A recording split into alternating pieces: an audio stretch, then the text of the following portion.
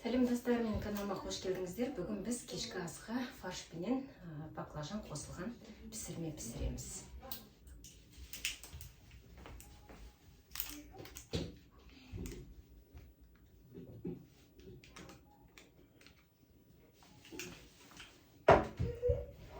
Видеоны соңына дейін көріңіздер, бірге жасап үйренейік.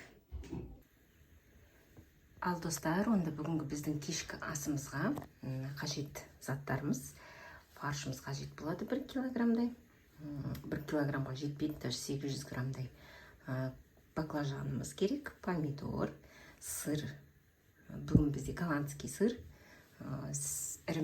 қаймақ 200 грамм, су майымыз, яғни сұйық май, тұз, қара бұрышымыз қажет болады.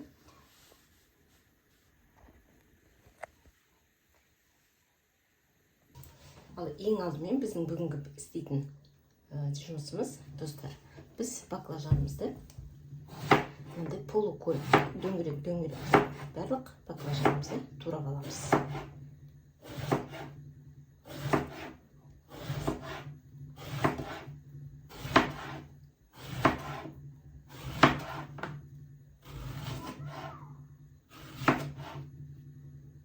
Мінекей достар, осы баклажанымызды, енді туралған баклажанымызды су майда, сковородкада екі жағын қызартып пісіріп аламыз. Мінекей сковородкамызға майымызды құйып, сұйық майымызды. Енді осыған жаңағы баклажандарымызды дөңгелек баклажандарымызды қуырып аламыз екі жағын.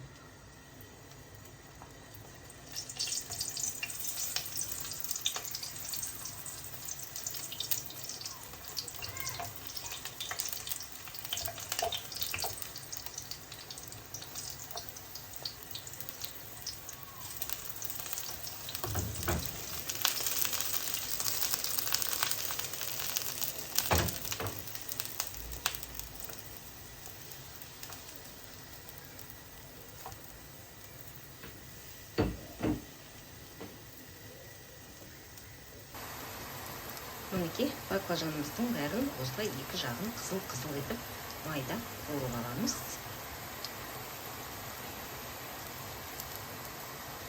Мінекей достар, баклажанымызды жақсылап қуырып алдық бәрін. Енді біз осы сковородкамызға, баклажан қуырған сковородкамызға фаршымызды қуырамыз.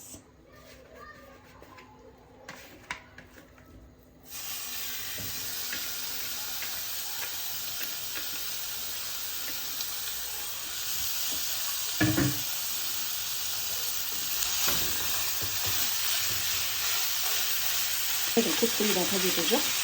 Неге десеңіздер, фарштың өзі кішкене маймен фаршымызды тоже жақсылап қуырып аламыз. Қара бұрышымызды, тұзымызды саламыз. Тұзымызды салып,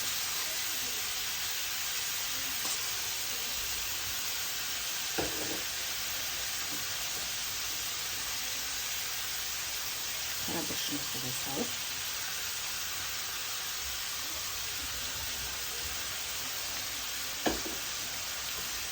жақсылап араластырып, фаршымызды қуырамыз.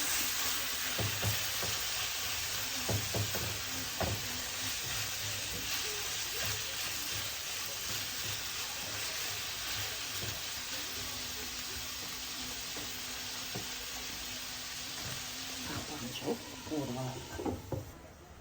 Ал біздің енді фаршымыз қуырылғанша біз сырымызды, голландский сырымызды тюркадан өткізіп аламыз.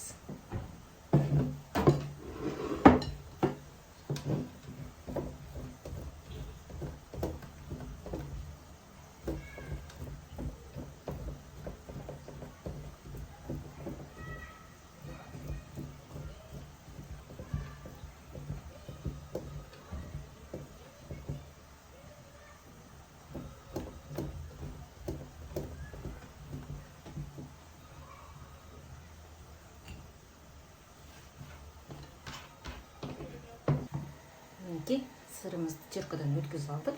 Енді келесі бізге қызанақ қажет болады. Қызанақты дөңгелектеп турап аламыз. қатты қалың қылмаймыз. Орташа жұқалықта.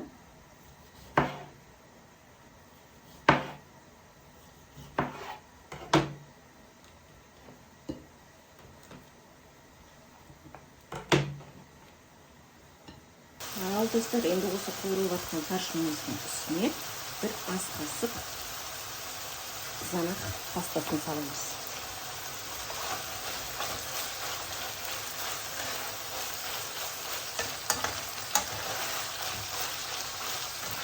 Бір ас қасық жеткілікті қызанақ пастасы. Енді жақсылап сосын тағы ары қарай қуырып аламыз.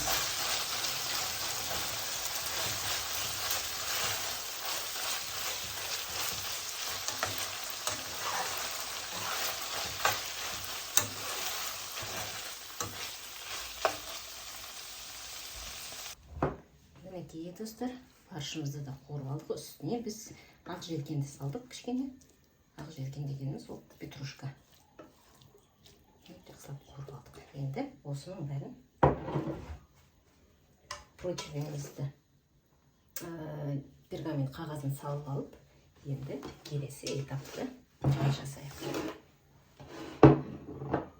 Баклажанымызды астына бәрін қатар-қатармен реттеп қойып шығамыз. Противенді яғни майлаудың қажеті жоқ, ол керек емес. Неге десеңіздер, бізде барлығы өзі майы бар уже.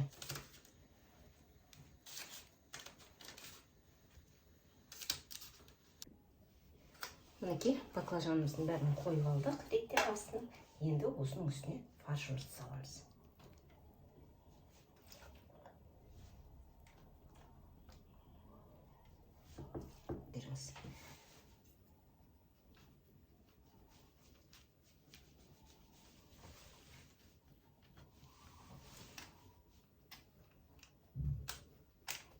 Баклажанның үстіне әдемілеп фаршымызды салдық. Екі қатар жасайық біз ондай.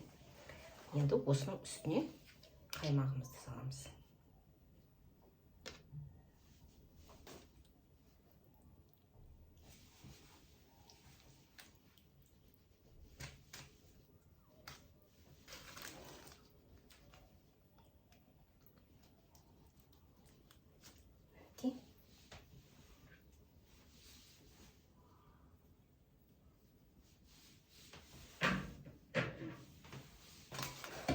Енді осының үстіне жаңағы теркадан өткізген сырымыздың жартысын саламыз.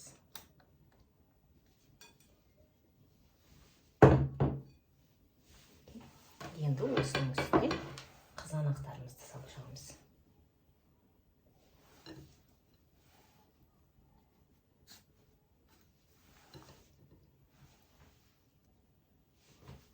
Қызанақтарымызды салып, енді қайтадан үстіне қалған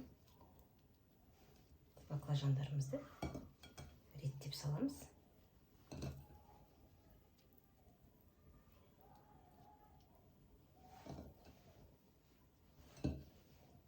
Ештеңе қалып кетпесін, ысырап болмайтындай біз осылай салып шыға салайық. Енді қалған фаршымызды саламыз.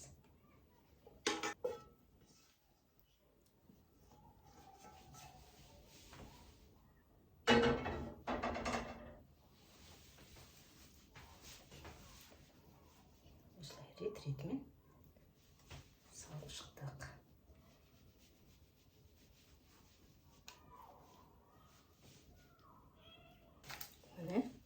Енді ең соңғы этабымыз сырымызды бетіне салып шығамыз.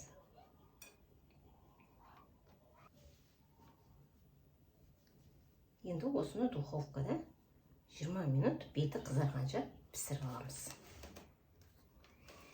Духовкамыз, яғни пешімізге салып.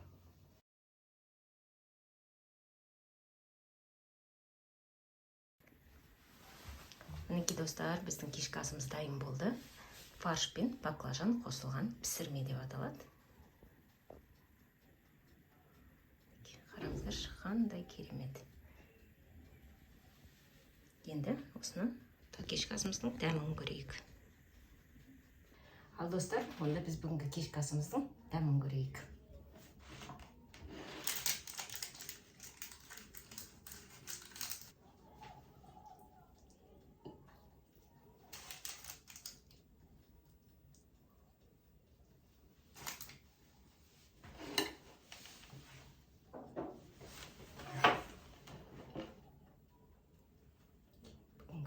кешкі асымыздың дәмін көрейік.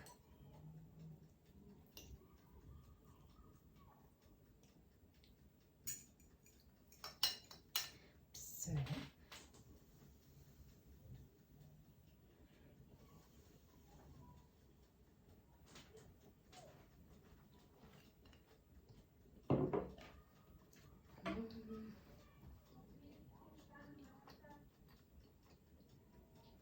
Дәмі тіл үйрет, достар. Жасап көріңіздер.